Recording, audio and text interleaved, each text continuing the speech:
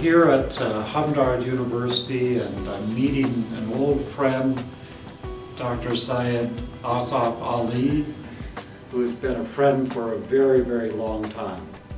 When I first came to India with my family in 1985, it was to Hamdard University and to the family of Dr. Ali and Mrs. Ali that we came. And for the first 3 months we were in India, we shared meals every day with Dr. Ali and his family here on the campus at Hamdard University. And we'd met over a common interest in interreligious encounter and dialogue. And he became my spiritual guide into the world of Islam. Has it been of any use to you? Yeah. It has been? Yeah. I'm glad to hear that. Glad to hear that. I've learned so much from you also. Right. Mm. But I've learned... Everyone is learning from every other person all the time. Right. Maybe we don't recognize it, maybe we don't realize it, but we are learning all the time from others. Right. When we talk, we get new ideas. We know the latest situation in different fields, in the field of religion, in the field of politics and so on.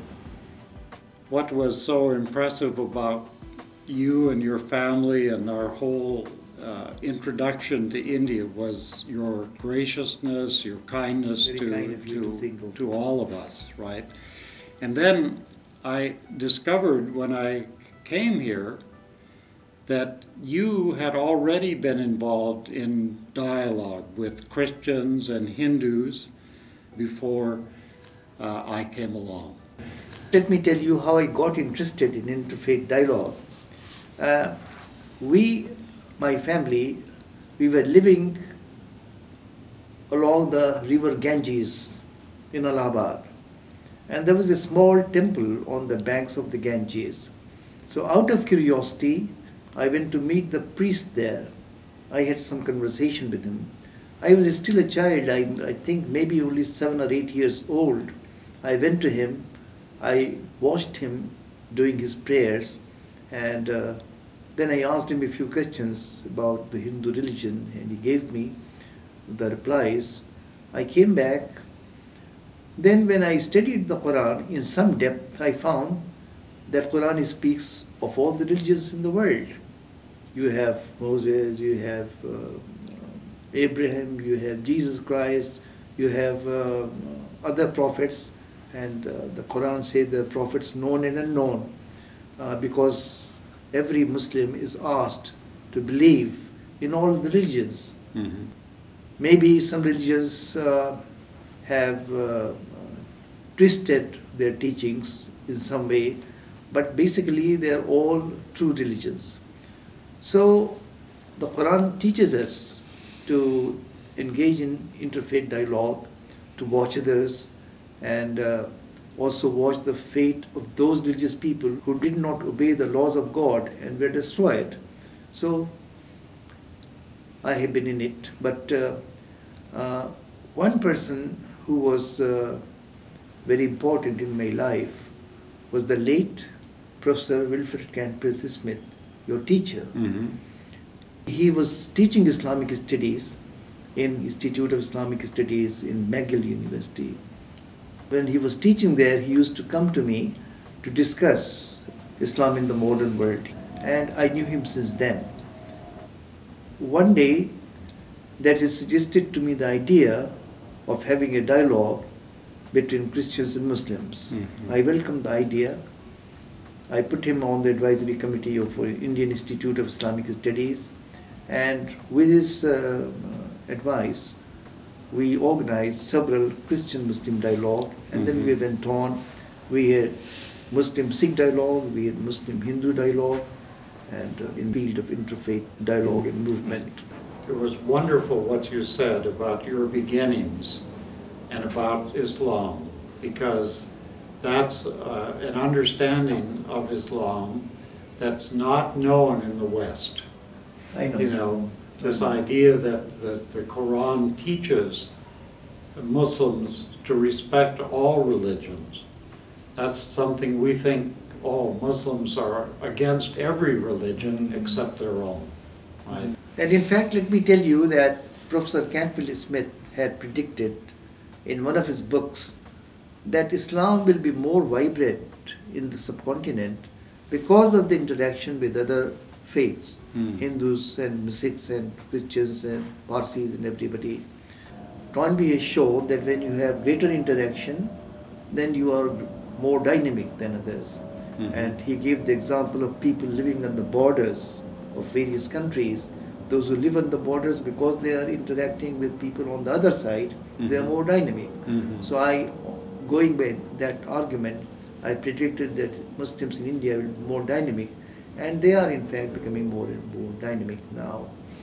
The important thing is that we must mobilize the masses, otherwise the scene is very bleak.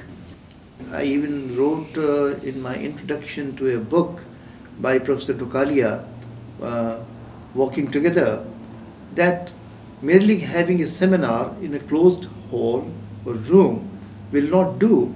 We have to go out, we have to reach the masses, mobilize the masses, change their thinking, and that's how we are going to make some improvement. Through television, through newspapers, and by having important leaders. We have some important leaders who have achieved so much in just a few years. One is Swami Agnivesh. One man can change a lot of things.